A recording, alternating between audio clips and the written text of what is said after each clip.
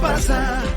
Miren, señores, hoy, aparte de nuestro acostumbrado contenido político y social, no es menos cierto que la salud es importantísima para cualquier persona, para cualquier ser humano. Mañana, 29 de septiembre, es el Día Mundial del Corazón, que en el año 2000 la Federación Mundial del Corazón, la Organización Mundial de la Salud y la UNESCO decidieron darle un día especial en el calendario para intentar ayudar a la población y concientizarla sobre la necesidad de cuidarse. ¿Qué hacer en el Día Mundial del Corazón? ¿Cómo se celebra? ¿Cómo cuidarnos?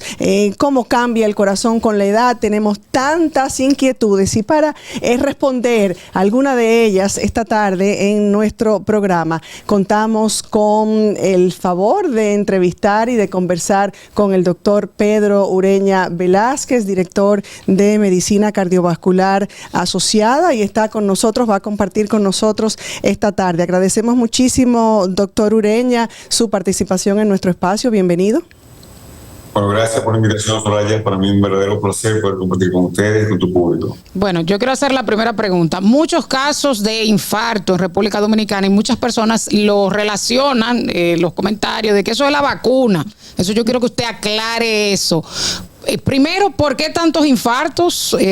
¿Ha aumentado el número de infartos en personas pobres, personas que parecen que tienen buena salud, que van al gimnasio, que hacen pesas? Y si hay una correlación entre el uso de la vacuna del COVID con el aumento de los infartos. Sobre todo algunas muertes que personas llaman como muerte súbita, que estaba sano, que estaba bien, que no tenía una condición previa y que de repente tiene un infarto.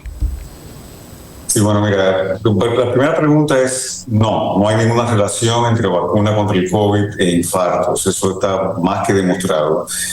Con las vacunas RNMA, que fueron las que más bulla hizo ruido por algunos casos de miocarditis. Estos eran casos que se presentaban solamente los primeros 30, 40 días después de la vacuna. Era una incidencia extremadamente bajita, pero nunca ha habido correlación con infartos como tal.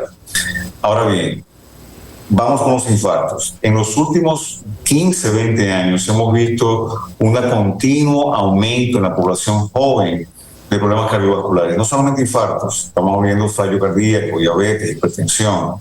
Y eso es algo que se viene reportando a nivel mundial. No es algo que es de la República Dominicana, ni es algo que viene después del COVID. De hecho, previo al COVID ya habíamos hecho reportes importantes, se han hecho en la literatura y nosotros incluso a nivel local, de pacientes en infarto en personas por debajo de los 40 años. Así que no es algo nuevo, realmente es algo que ya se viene viendo por hace más de 2 décadas y realmente tiene mucho que ver con los cambios hábitos que hemos tenido en la población joven. Ahora bien, ya para finalizar dentro de esa pregunta, porque ven dos en una, muerte súbita no equivale a infarto y eso es muy importante que se aclare. Muerte súbita puede ser causada por problemas eléctricos del corazón, por problemas mecánicos, hay una serie de causas que pueden producir muerte súbita que no necesariamente se correlaciona a infarto. Eso está dentro del espectro del infarto, puede haber la muerte súbita, pero no son equivalentes. Así que si uno no hace una autopsia o tiene unos criterios diagnósticos bien establecidos, hablar de infartos sin esos criterios no es lo correcto. Bien, ¿cuáles son los síntomas de un posible problema cardíaco, de un infarto? ¿Qué siente una persona o cuál es el momento de buscar ayuda? ¿Cuáles son esas señales para buscar una asistencia, una ayuda médica?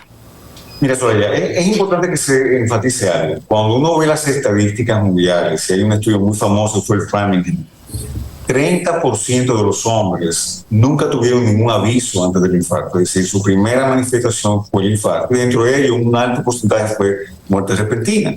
En las mujeres eso anda alrededor de un 20%.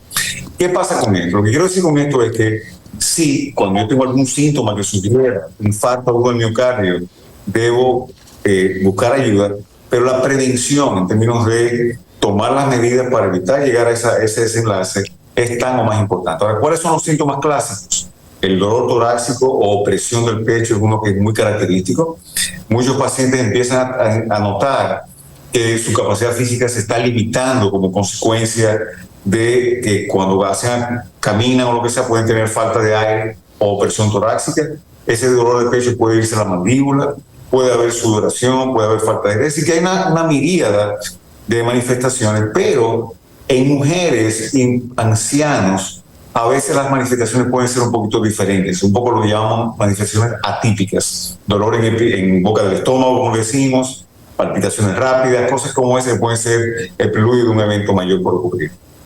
¿Cuáles son las medidas claves para mantener un corazón sano? Bueno, por eso te decía lo de la importancia de que conozcamos que lamentablemente muchos de los pacientes que tuvimos en emergencia se sentían bien hasta el día del evento. Es decir, que las medidas de prevención es lo más importante, es la mejor medicina que podemos practicar. En ese sentido, mantener un buen peso, un nivel de actividad física regular. Y cuando hablamos de mantener un buen peso, quiere decir con una dieta saludable. Podemos mantener un buen peso en base a estas dietas de moda que no necesariamente son saludables. Eso quiere decir un buen balance de vegetales, frutas, granos, tratar de comer bajo en grasa. Todos esos son elementos importantes. Y algo que siempre yo menciono es conocer tus números. Estar consciente de cuál es tu nivel de colesterol, estar consciente de cuál es tu nivel de presión, porque estos son elementos que se alteran y no dan ninguna manifestación.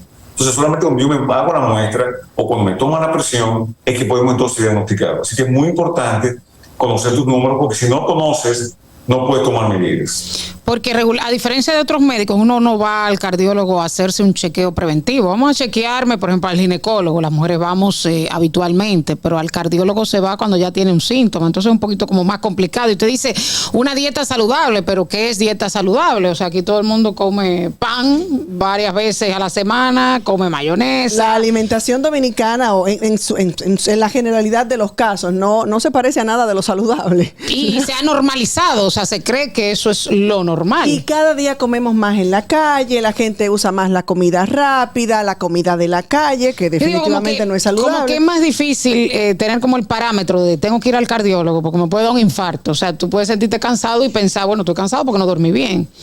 No sé si me explico. Mira, yo creo que ese es un punto importante. Mira, lo primero es que no necesariamente hay que tener un síntoma para acudir al cardiólogo. Puede ser cardiólogo, puede ser un médico internista, o sea, cualquier médico que tenga la capacidad de hacer una evaluación puede determinar cómo está su colesterol, cómo está su glicemia, cómo está su presión arterial, si su peso es el adecuado para su estatura. Todas esas son cosas que nosotros tomamos en cuenta a la hora de decir, mira, tenemos que tomar medidas preventivas.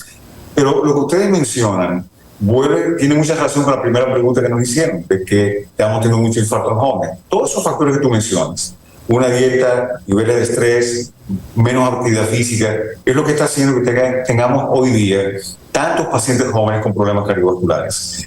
Nunca en la historia de la humanidad habíamos tenido una tasa de hipertensos tan alta en adolescentes como la tenemos hoy día.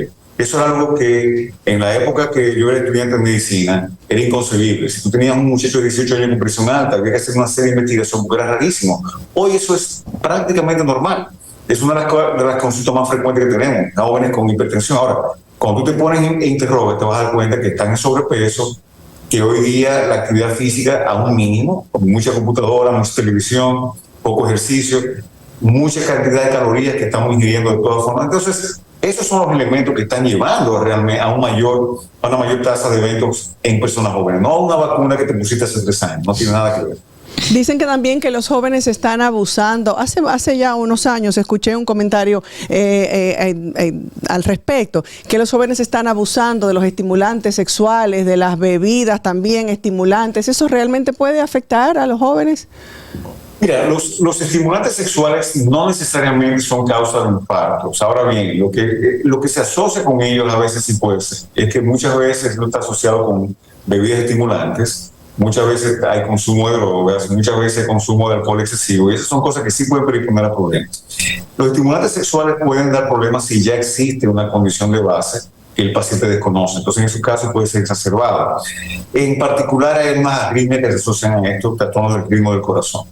Pero yo te diría que quizás el evento más importante que estamos viendo en muchos jóvenes hoy día, que tiene que ver con el impacto a nivel cardiovascular, es el fumar. Y no solamente el cigarrillo, sino mucho de lo que estamos viendo hoy día es un alto consumo de vape. El vape se absorbe al igual que la nicotina, tiene muchos productos químicos que producen una reacción inflamatoria y eso claramente tiene un impacto a nivel cardiovascular. Daña las arterias, afecta el corazón, afecta los pulmones. Así que ese es un factor que yo diría que quizás tiene mucho más impacto que lo que puede tener otros estimulantes o energizantes. Alguien pregunta, uno de nuestros oyentes, que si el amor puede afectar o beneficiar al corazón, pero la gente es terrible. Vamos a complacer a este oyente. ¿El amor puede afectar o beneficiar al corazón? Sí, te puede dar un infarto si te encuentras a tu marido con una. Hay un síndrome que se llama el corazón roto, que quizá por eso lo está mencionando, y es que causa en pacientes que tienen tristezas muy altas o periodos de mucha tensión, el corazón literalmente se puede debilitar. Y vemos esto en casos, por ejemplo, personas que enviudan y tienen un dolor muy grande con un ser querido, eso lo vemos, o sea, es más frecuente en mujeres. Así que sí, yo diría los sentimientos tienen que ver con el corazón. Y pero también, exacto, emociones fuertes, te puede subir la presión a un nivel de que te pueda causar daño. Bueno, sí, o sea, cuando hay emociones fuertes y hay una condición predisponente que muchas veces la persona desconoce, pues claro que existen picos de presión arterial que pueden ocurrir durante un enojo muy importante, durante una discusión muy enfática. Una noticia muy mala. Una mala noticia que pueden impactar definitivamente. Y estamos llenos de casos de personas que le han dado una buena noticia y han tenido un infarto fulminante o han tenido una muerte súbita después de una mala noticia. O sea que sí. Pero tiene que haber una predisposición. Debe existir, yo digo siempre, no es que la noticia fue lo que produjo eso, hay una condición persistente que se exacerbó o se desencadenó por ese estrés exagerado de una condición en particular.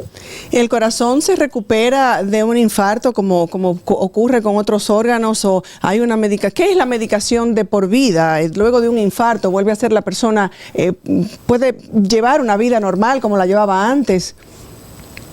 Eso es, sí, y de todo va a depender. Mira, con el infarto hay un aspecto muy importante, y es cuando, dependiendo del tipo de infarto, existen unas horas donde nosotros podemos impactar de manera bien directa y evitar daño.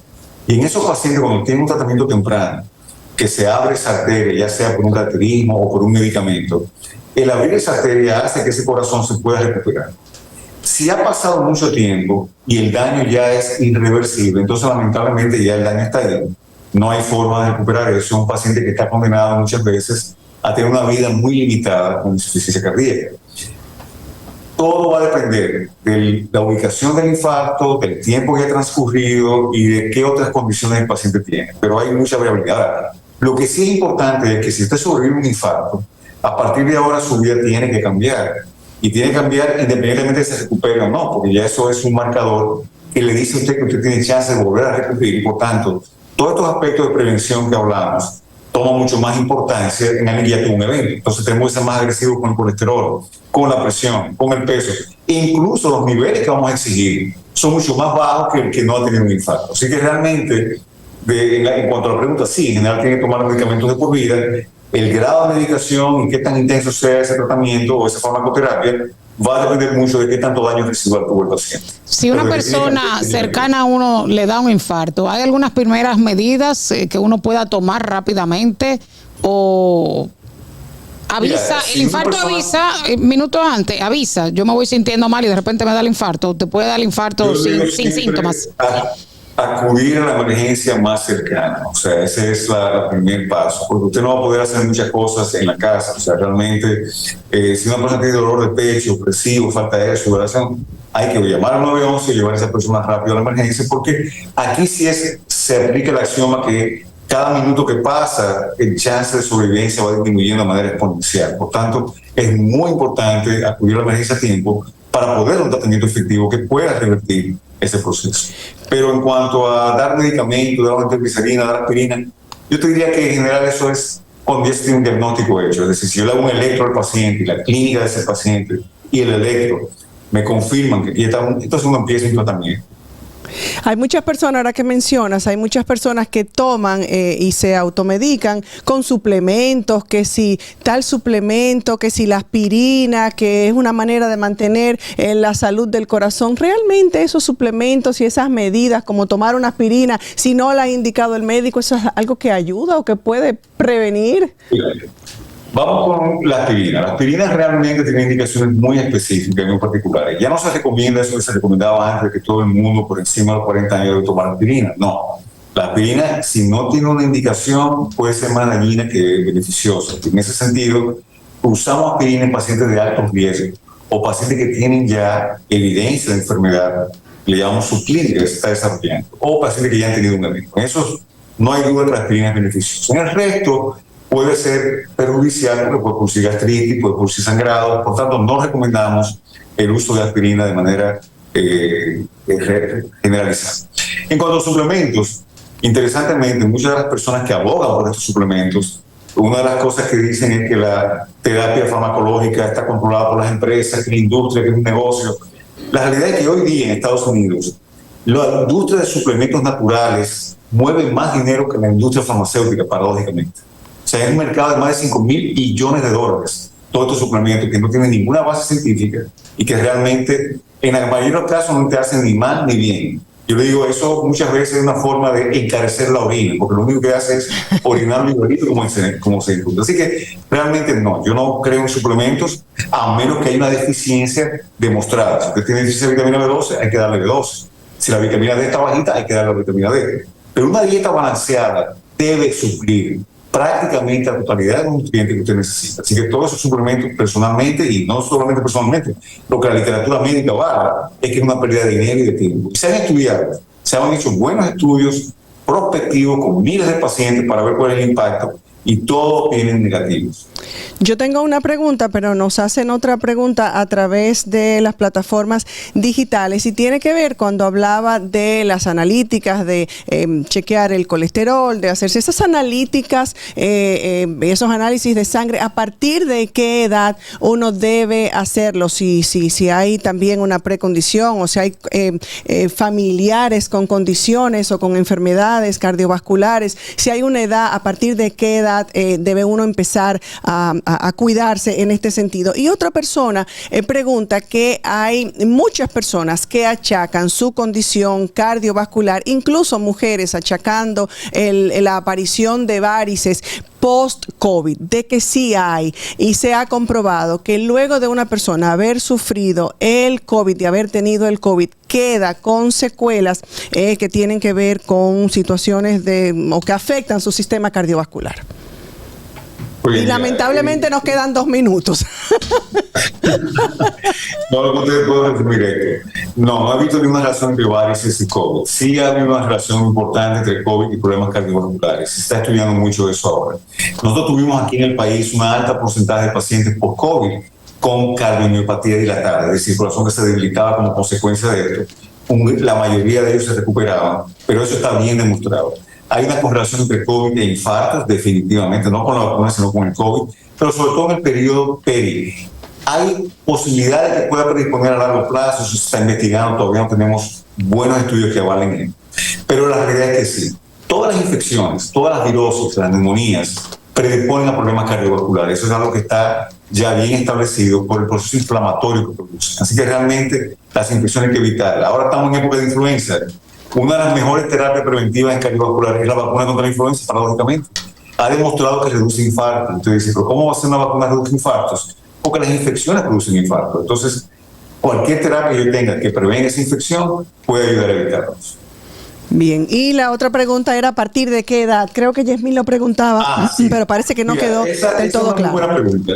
La tendencia hoy día es que en la niñez nosotros deberíamos hacer a partir de los 5 o 6 años por lo menos un estudio para demostrar cómo estamos con el colesterol. Mientras más temprano yo empiece a educar a ese niño sobre lo que es una alimentación saludable, lo que es un programa de ejercicio, mejores van a ser mis resultados cuando esa persona sea adulta. Así que bien temprano, conocer los números nunca pesa, es una información que nunca pesa, por el contrario, es algo que te puede empezar a orientar desde donde realmente podemos hacer un impacto desde la niñez. Bueno, lamentablemente se nos ha terminado el tiempo, definitivamente se nos quedaron muchísimas preguntas, pero sí reiteramos lo que siempre hemos dicho y que el doctor Pedro Ureña lo ha mencionado, siempre la prevención será la clave, hasta lo dice el refrán, más vale prevenir que tener que lamentar, si acudir al médico con constancia y con la debida frecuencia y llevar una vida y una alimentación saludable, no solo porque sea el Día Mundial del Corazón. ¿Algo más que agregar, doctor? Finalmente. Dar las gracias por la invitación y creo que esta forma de comunicar a la población la importancia de esta enfermedad, que es la que más personas mata en el mundo, y que la mejor terapia de la prevención es la forma de hacerlo. Necesitamos que venga otro programa para que hablemos entonces de las intervenciones que se hacen, los stents y todo esto, de lo que tanto escuchamos y que también quisiéramos documentar a nuestros oyentes. Con muchísimo gusto, Soraya. Gracias por la invitación. Muchísimas gracias. Bueno, Yasmín. Se nos acabó el tiempo, así finalizamos ¿Qué pasa RD? Yasmín Cabrera y Soraya Castillo. Nos vemos mañana. Buenas tardes. Hasta aquí, ¿Qué pasa? Con Soraya Castillo.